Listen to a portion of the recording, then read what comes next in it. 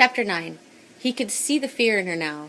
He was following her, and the fear drove her, and she ran hard, long and deep in the first burst, the way she would have run to get from wolves. She ran for her life. John followed the tracks easily, not hurrying. He still wasn't quite sure why he was staying with her, tracking her, but he kept going for another hour and a half to cover the same distance she had covered in 8.5 minutes.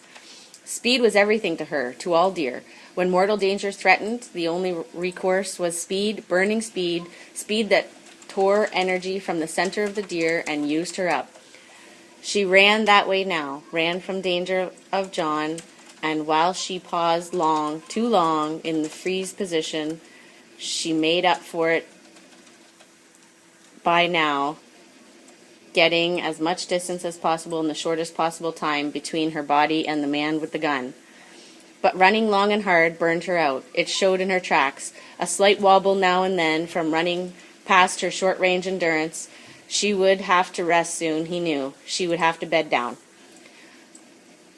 She would have to rest soon, he knew, would have to bed down. John knew this from hunting and from talking with his grandfather and other old hunters. There were stories of men who had taken time and walked deer down, and John had always figured that they were just stories. But he knew the deer had short burn, nonetheless, and that was in his mind now as he followed her tracks, the tracks. The tracks were her, and they were more too. The tracks were her, and they were more too. They were small stories in the snow. At first, when she ran, scared from him, she had torn the snow and left diamonds scattered in the sun across the white. But when she settled down again and began looking for a place to rest, the tracks were more controlled, her feet almost inserted in the snow with no splashing. He knew from her tracks, knew more about her all the time. He kept going, at first, for that, he thought, to learn more about her, to try and find what it was that made her stick in his mind. She was there already, as if she'd been there before he came hunting. The second time he got her up, she didn't freeze, but made off to the left, the north, in a smooth, low run. He could easily have hit her. He started 40 yards away. She started 40 yards away, and he had a good 60 or 70-yard run to get the sights on her, but he didn't even raise the rifle. He cut the corner again and picked her tracks and started following once more. Again there was a panic in the tracks. The long burst, but he knew he wouldn't lose her, because it was all new snow, and there were no other deer, and it was clear, and there wouldn't be any more snow to cover her tracks. I'll follow for a while, he thought, having used up all the reasons and excuses. Maybe I can still kill her and take liver for Grandpa. Maybe I can make her into meat, he thought, knowing that something about that was wrong. Maybe I'll just stay with her. I'll follow her for a while and see what happens. The sun was moving towards the evening now. It was still well above the southwestern horizon, but it would drop fast, and when it did, it would get dark. John frowned, trying to remember the moon. Finally he remembered that it would be nearly full, so there would be good night light. Sometimes when there was a new snow and the moon was full, he could almost read at night. He took a sandwich from his pocket and tore the paper off while walking. The first bite tasted so good that it made his jaws ache. But on the second one he remembered that it was a venison sandwich, and the meat seemed to take on a taint, not so much a bad taste as a bad feeling. He did not take a third bite, but put the sandwich back in his pocket and instead ate the apple. When he was finished, he threw the core away and kept walking, always walking. He was tiring now, but not exhausted. The calves of his legs ached slightly now and then, and his stomach hurt a bit from stepping over the swamp grass, but it was nothing to him yet, and he walked easily. I'll bet, he thought, I could track her all night. I'll bet I could just keep going on in the moonlight and stay on her tracks, and then... He did not know what came next. Just and then. He was halfway through a stand of jack pine on a small sand island in the sea of swamp grass when dark caught him. John knew that starting in November, for 4 months, dark hammers down fast in the north. In literally minutes, it goes from day to dark night. So fast it catches things. Dark can catch a rabbit in a clearing, letting a fox find him. It catches mice in the open and lets owls have them. And it caught John. He stopped then, studied the sky and terrain. There were times when he was young when he would have worried being caught in the dark miles from home in strange woods, but not now. He could see the stars, see the pole star, and thought it was cold. The wind had also died, so the cold didn't blow in. And there was the moon. The moon would be south.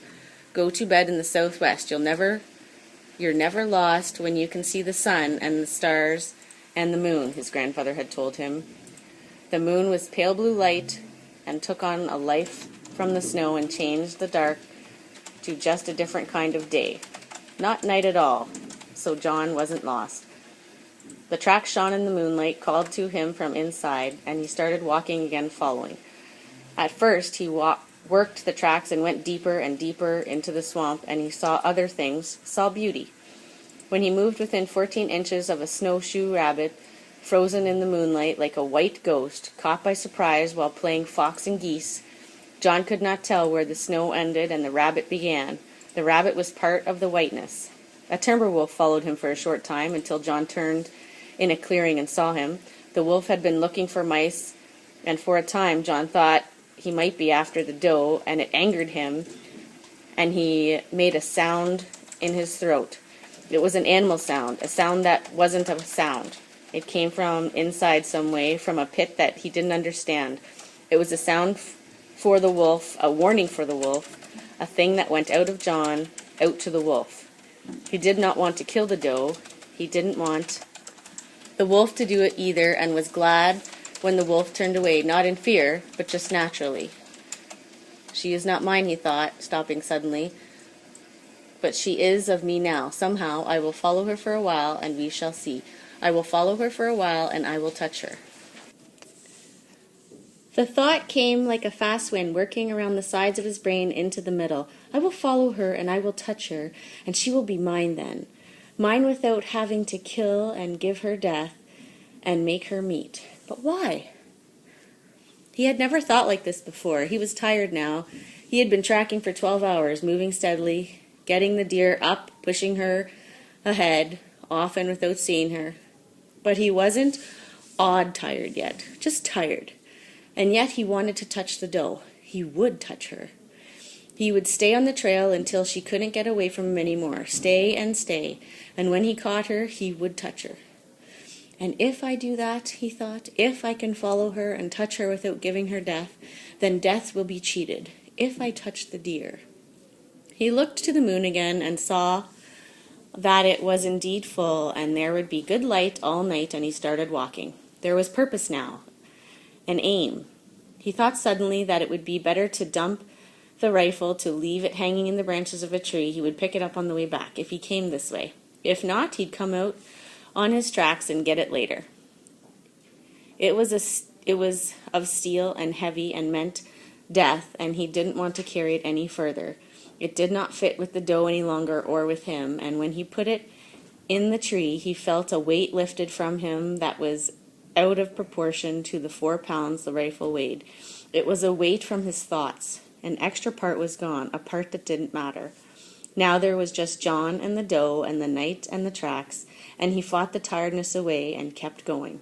He picked up stride and worked to increase the pace. He did not come to see how the deer was grandfather or the spirit of his grandfather's life until later in the night, almost daylight in the next morning. And by then nothing was the same as it had started out to be. The deer wasn't a deer anymore, and he wasn't John born anymore either. Everything was changed. Chapter 10. Through the night he moved, weaving amongst the willows, flowing across the clearings, following her tracks, watching the doe change from a deer to something more and something less. She went mad in the night. She ran too hard and went down and fell, and he saw the splotch in the snow where it happened.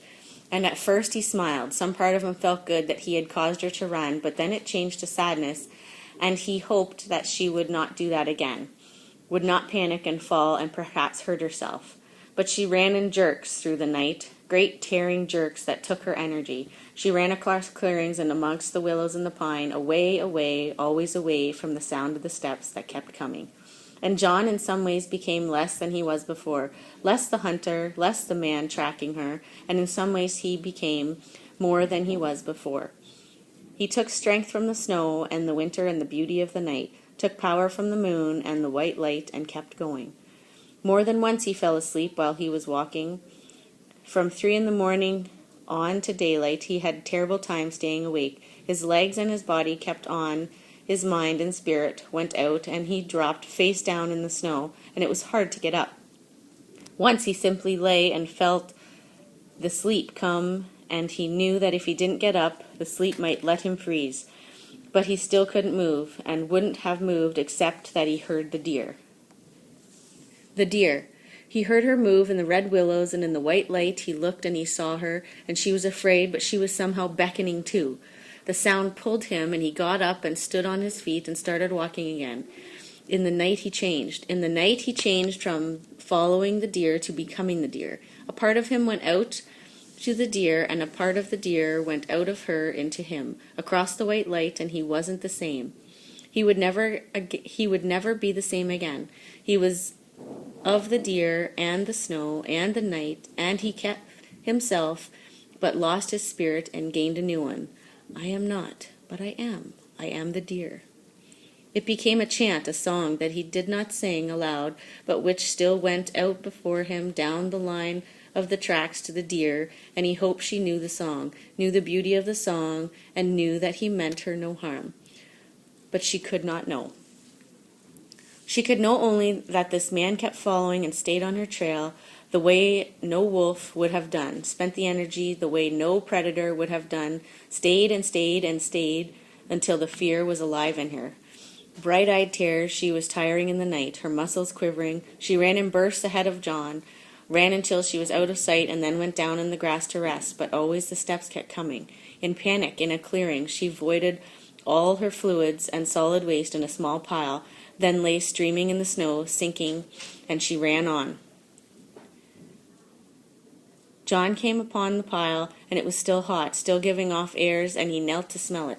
He could taste the smell, acid on the sides of his tongue, and he looked up, and he knew from her the smell and the taste. He knew that no other deer would have had that smell or the taste, and even he lost the trail now, but he could go by the smell, and that wasn't the same. That made him different. He couldn't smell that way before, and that made him part of the doe. He would stay on her, keep after her, until he owned her. No more than that, more than owning. No, more than that, more than owning. He would touch her, and touch himself, and touch his grandfather's spirit, and touch death, and he would win. It was all with the doe, all of it, and he loved her. He would touch her, and he loved her deeply, what she was, and the way she looked, and what she meant. She had brought him out, danced before him in the winter, danced and pulled him into the swamp. Part of him said that it couldn't be, but another part of him knew that the doe had come for him at the barn, come for him and danced him away. In the night he was crazy, a little, and some of it came from being tired, and some of it from thinking about his grandfather. The craziness came in short flashes, and mixed with being not crazy so he couldn't tell the difference, and he didn't care. The gray of false dawn showed him closer to the doe. He could see her now, see her often. Her bursts of running, open-mouthed and hard, stretched only 200 yards, and he saw her moving ahead in the willows across the clearings, looking back in fright, spit dripping from her tongue out the side of her mouth. The deer. And when full light came, he hated himself as much as he loved the deer.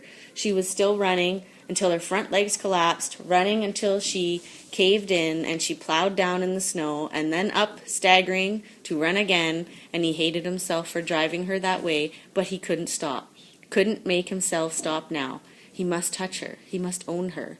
He must own love, touch the doe, and when that happened, his grandfather would not die.